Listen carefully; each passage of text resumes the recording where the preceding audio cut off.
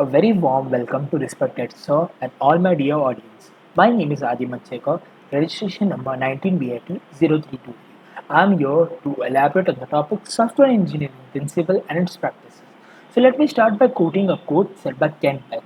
He said that I am not a great programmer, but I am a good programmer with great habits. So our end goal is to be a good programmer with great habits. And from where do you get the great habits? The answer is software engineering and its principle. So what exactly is software engineering? Software engineering is important and a critical discipline which is followed with the cost-effective development of a software. It includes using appropriate tools and techniques for the development of a software under the given development constraints. So, what paved the way for software engineering? Answer is software crisis. Software crisis paved the way for software engineering and its principles. So let me give you a brief overview of what actually the software crisis is.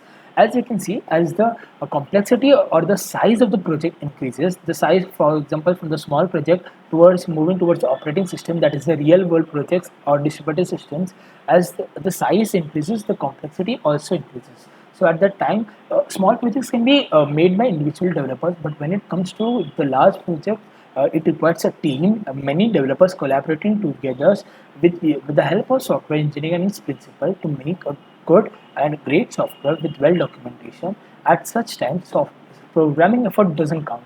It's the software engineering efforts that counts. So moving towards next, the tools of the trade. So the tools which are mainly used are ID, integrated development environment, Git, which is a version control system. Next is the coverage and verification tool, for example testing tool or any software management tools such as Trello or Clicker, etc. Next, coming towards the software phases. When we develop a software, it undergoes numerous phases. And let me tell you one thing: only one of the phase involves the actual coding part. That's it. Now, requirements engineering. Requirements engineering is the first. Second one is the design. Third one is the implementation. Fourth one is verification and validation. Fifth one is maintenance. So let me brief you each of them individually. So coming to the first topic, that is the requirements engineering. So requirements engineering is what we take the requirements from the stakeholder and the users, we note it down, that is the elicitation, and then we analyze it. Whether, for example, if there are if we are making a e-commerce website and there are two requirements. First is when you will click the cart button, the list of the carts should be displayed. The second requirement is when you will hover over the cart button, the cart list should be displayed. So as you can note, if the development constraint or the development cost is very less, so the second requirement is totally useless and we can eliminate it. So that will eventually help us to reduce the complexity of the project and make the project less costly. So that is done in the analysis phase. Those requirements we pass through analysis phase are went to specification. We again ask the user and the stakeholder all the specification, and then we develop it, we validate it, we test it, and we deploy it, manage it. So the cost of late correction, once the software is fully developed and it is in the last stage, that is in the maintenance stage, and you are again doing the requirements, you are giving new requirements, so the cost of the system developing that product drastically increases, because again you have to follow one of the steps from the starting itself. So that increases the cost and also the development efforts needed. Next in phase is the design phase. Design phase is actually giving you the brief overview of how our project will look like.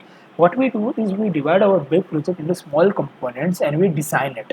So small components, that is from the high level, that is architectural design, abstract specification. This is the high level design. Moving towards the lower level design, which is the data structure and algorithmic design. Once these activities have been designed, it is turned into products after specifications.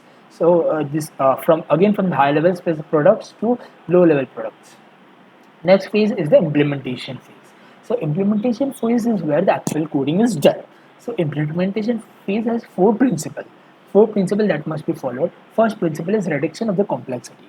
Reduction of the complexity is we need to make our system less complicated so that the user can easily interact with it. As you might have heard, keep it simple, stupid.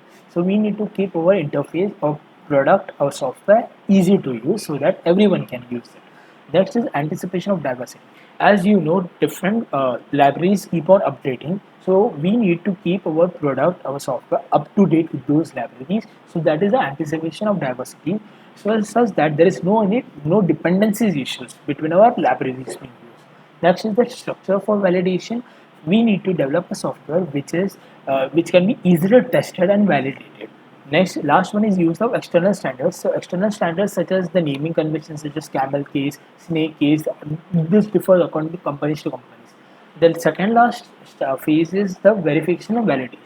Validation asks the question: did we build the right system? Whether our user requirements have been satisfied. That is the validation part. Verification part is: did we build the system right?